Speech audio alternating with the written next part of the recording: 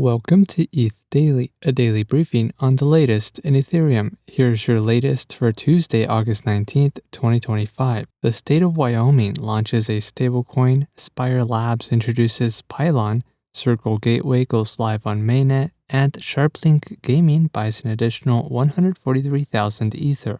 All this and more starts right now.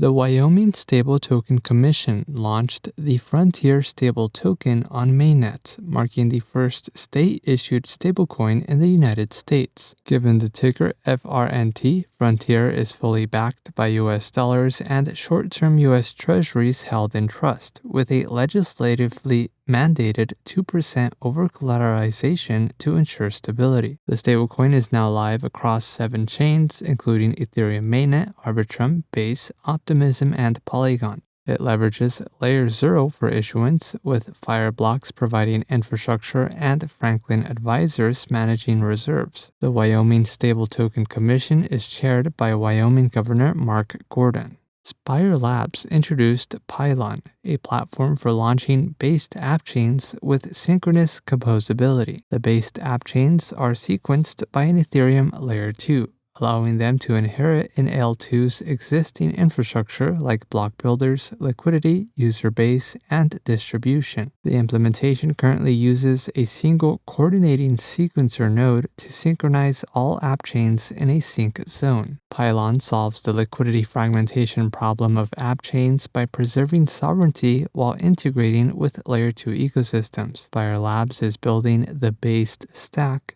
an open-source framework for customizable Ethereum app chains, pushing forward scalability and interoperability.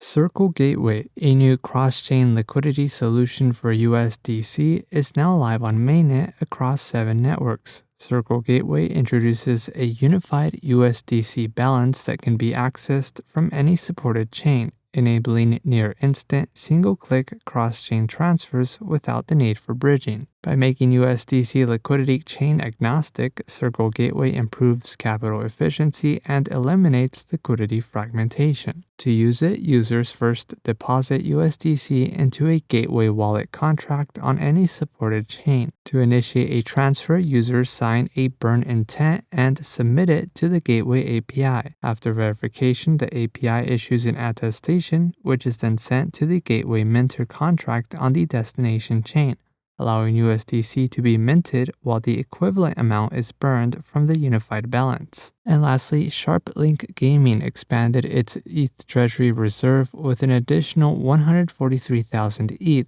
purchased at an average price of $4,648. The purchase brings the company's total holdings to 740,000 Ether, valued at just over $3 billion. Since its launch on June 2, 2025, SharpLink Gaming has also generated 1,388 ETH in staking rewards. Despite the growth, Bitmine Immersion Technologies continues to hold the top spot as the largest ETH treasury company, maintaining nearly double the holdings of SharpLink Gaming. In other news, Starkware proposes to enable decentralized validation on Starknet, Boundless introduces ZK Coin, and Solidity announces the Solidity 2025 Summit in Argentina.